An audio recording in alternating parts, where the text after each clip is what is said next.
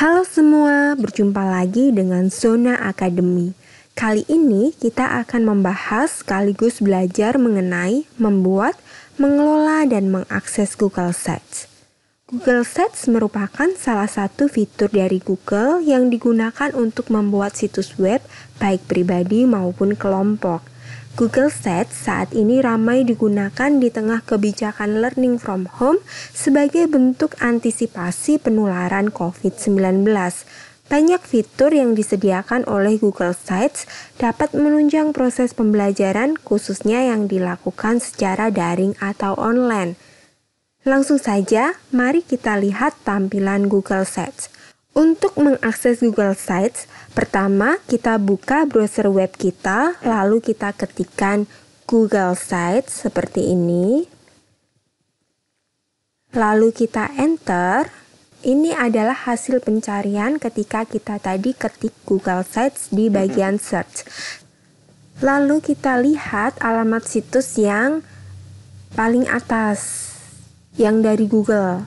Nah, karena kita mau membuat sites baru, kita langsung saja klik ke To New Sites. Setelah kita klik bagian tadi, maka akan muncul tampilan seperti ini. Syarat utama untuk dapat mengakses Google Sites adalah kita wajib punya akun email atau alamat email. Alamat email ini akan kita gunakan untuk mengakses Google Sites. Di sini kita diminta untuk memasukkan atau memilih alamat email yang akan kita gunakan untuk mengakses Google Sites. Kita pilih atau kita tentukan alamat email. Selanjutnya kita login dengan alamat email yang kita pilih tadi. Setelah berhasil login, maka akan muncul tampilan seperti ini. Karena kita mau membuat site baru, maka kita pilih bagian blank atau bagian yang ada tanda plus ini kita klik. Ini adalah tampilan awal dari Google Sites. Kita dapat mengkreasikan tampilan sites ini sesuai dengan kebutuhan kita masing-masing. Di sini, saya akan mencontohkan pengelolaan Google Sites untuk menyiapkan pembelajaran. Pertama, kita tentukan dahulu subjek pembelajaran atau perkuliahan yang akan diberikan. Misalnya, di sini saya ingin memberikan perkuliahan mengenai ketahanan nasional. Maka saya tuliskan ketahanan nasional di bagian ini. Ini adalah bagian judul. Selanjutnya kita dapat mengatur tampilan ini pada bagian ini. Kita sesuaikan dengan kebutuhan. Setelah kita menuliskan judul pada halaman ini, kita juga bisa mengatur tampilan background di fitur ubah gambar atau change image. Kita bisa klik dan kita bisa upload ataupun memilih image. Jika kita klik pilih image, maka akan muncul tampilan seperti ini. Ini ada beberapa pilihan. Kebetulan di sini saya sudah menyimpan beberapa gambar di Google Drive. Selanjutnya tinggal saya pilih gambar mana yang mau saya gunakan sebagai background. Misalkan saya pilih yang ini. Maka tampilannya akan berubah. Lalu di bagian pojok kanan atas di sini ada enter site name.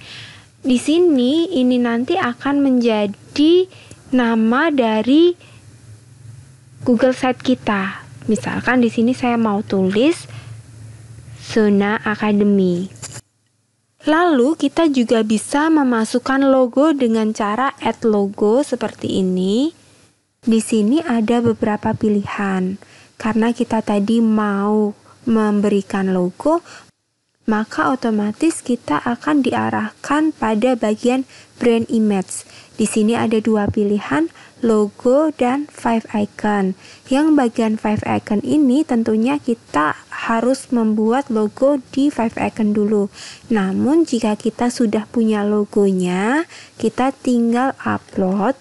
Kita pilih bagian logo dan kita upload.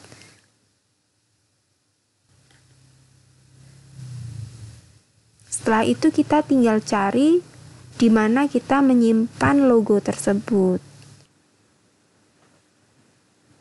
Logo yang sudah kita pilih tadi akan tampil seperti ini. Jika sudah, kita tinggal klik close, maka logo yang tadi kita pilih sudah tertera di sini. Bagian selanjutnya adalah kita mau mengkreasikan halaman ini. Misalkan kita gunakan bagian ini sebagai halaman beranda. Nah, pada halaman beranda kita bisa gunakan untuk memperkenalkan jenis kuliah kita. Untuk menambahkan deskripsi, kita bisa pilih di bagian insert. Di sini ada 3 bagian. Kita bisa pilih insert. Lalu akan muncul beberapa pilihan seperti ini. Yang kita pilih karena kita mau memberikan deskripsi, kita bisa pilih text box. Di sini juga ada layout. Nah, kita pilih text box karena kita mau memberikan deskripsi mengenai kuliah ketahanan nasional. Bagian ini bisa kita atur jenis font, tulisan, ataupun ketebalannya di menu ini. Di sini tampilan ini tentunya bisa kita sesuaikan dengan kebutuhan kita masing-masing. Misalkan kita ingin menambahkan gambar, kemudian ada beberapa penjelasan, kita bisa pilih beberapa layout di sini. Maka tersedia bagian di mana kita dapat memasukkan gambar sekaligus menuliskan keterangan. Misalkan di sini saya mau memberikan keterangan mengenai dosen pengampu mata kuliah. Di sini bisa kita masukkan foto dari dosen pengampu mata kuliah. Tentunya kita tinggal klik dan kita tinggal mengambil file atau foto tersebut dari data di laptop kita.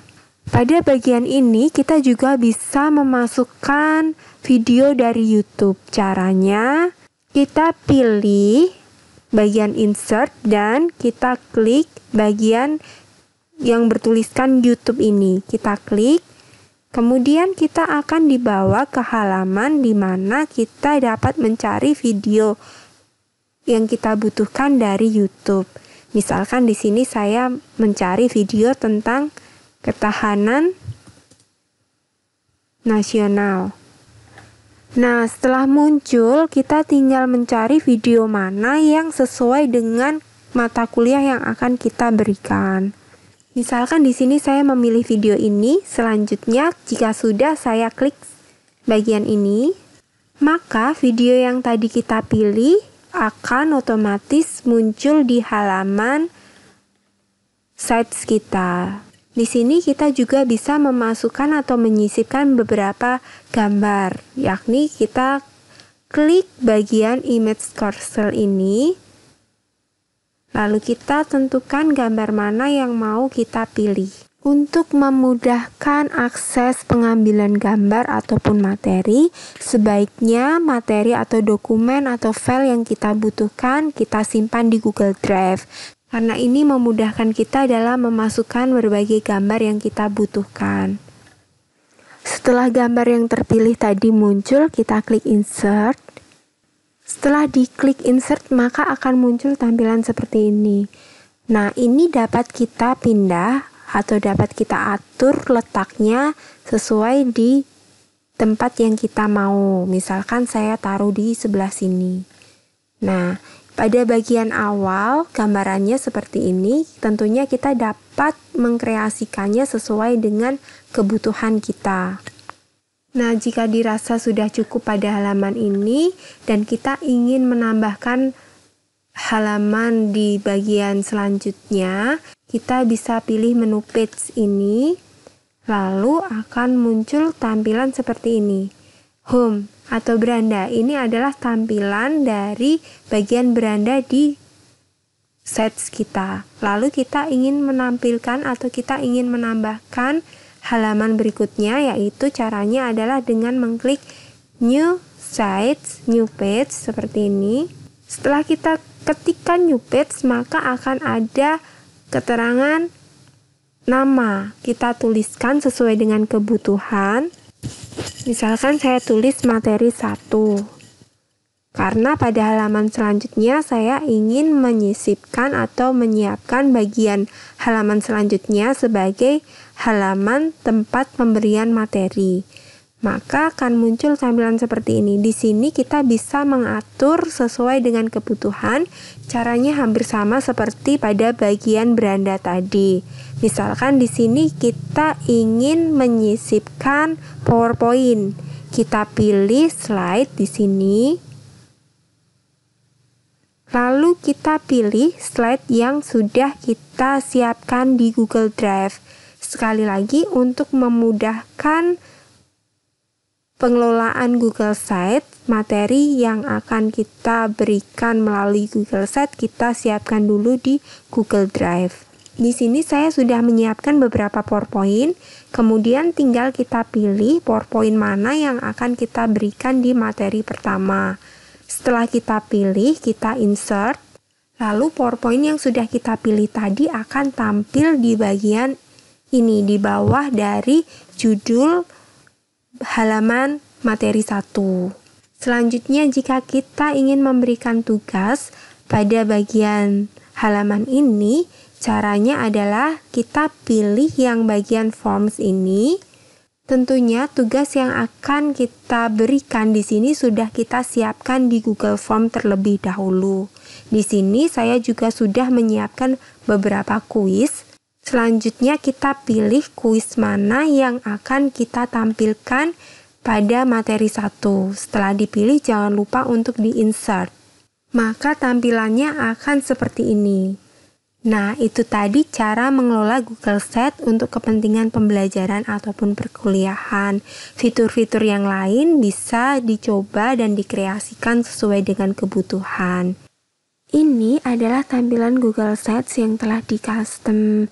Seperti yang dapat dilihat, di sini juga telah ditambahkan mengenai deskripsi perkuliahan, ketahanan sosial dan ekonomi. Di sini juga telah disisipkan foto dosen pengampu mata kuliah serta ditambahkan dokumen berupa PDF. Dokumen ini juga dapat diakses oleh mahasiswa. Lalu ditambahkan beberapa file-file pendukung lainnya. Dan seperti yang dapat dilihat, di sini juga telah ditambahkan beberapa halaman dari materi 1 sampai materi ke-6. Jika materi 1 diklik, maka halamannya akan berpindah ke halaman selanjutnya, yakni halaman pada materi 1. Tampilannya akan menjadi seperti ini. Tentunya halaman ini dapat disesuaikan dengan kebutuhan masing-masing. Nah, setelah dirasa cukup mengenai tampilan Google Sites ini serta materi-materi yang dibutuhkan telah disiapkan, maka tahap selanjutnya adalah mempublish Google Sites ini supaya dapat diakses oleh mahasiswa. Caranya, kita lihat ke tulisan publish di sini. Namun sebelum ini diklik, terlebih dahulu kita atur settingan di publish ini. Kita klik publish setting, lalu di sini ada beberapa keterangan, ada beberapa pilihan. Kita bisa tentukan nama web atau alamat web kita, dan kita bisa pilih atau aktifkan berbagai keterangan yang kita butuhkan. Setelah dirasa cukup, kita save. Nah, setelah tadi settingan sudah dibuat, maka tahap selanjutnya adalah mempublish Google Sites ini. Setelah tadi kita publish, cara membagikan linknya adalah kita klik tautan yang ini, tombol ini kita klik, lalu selanjutnya di sini akan muncul link dari Google Sites kita. Kita dapat mengcopy link ini dan selanjutnya membagikannya pada mahasiswa. Ini adalah tampilan yang dilihat oleh mahasiswa ketika kita sudah membagikan link. Di sini ada beberapa halaman yang bisa diakses. Sekian video mengenai pengelolaan Google Sites. Google Sites ini dapat kita gunakan untuk menunjang proses perkuliahan secara daring. Untuk fitur-fitur yang lain dapat dicoba dan dikreasikan sesuai dengan kebutuhan. Terima kasih telah belajar bersama. Sampai bertemu di video selanjutnya. Tuhan memberkati.